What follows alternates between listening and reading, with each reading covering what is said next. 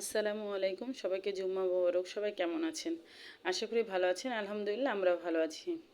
Hello everyone, এই তো আজকে জুম্মার দিন কি কি রান্না করলাম সেটাই আপনাদের সাথে শেয়ার করার জন্য চলে এসেছি।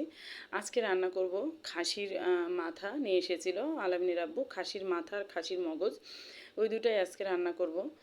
আর ভেন্ডির ভাজি করব, যেহেতু আগামীকালকে আমার খালাতো ভাইয়ের বউরা এসেছিল, ওদেরকে গোস্ত পোলাও রান্না করে খাইয়েছি।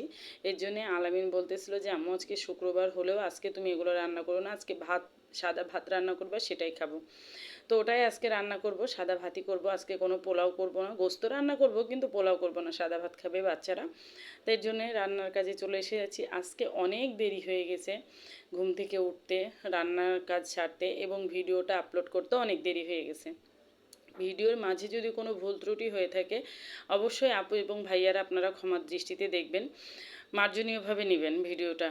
তো আমার আম্মা খুব অসুস্থ, আমার আম্মার জন্য আপনারা একটু দোয়া করবেন। আমার আম্মাকে আগামী পরশু দিন ইন্ডিয়াতে নিয়ে যাওয়া হবে আবার চেক আপের জন্যে। আমার আম্মার যেহেতু ক্যান্সার অনেক বছরই হয়ে গেল, আম্মা খুবই অসুস্থ রমজান মাস থেকে।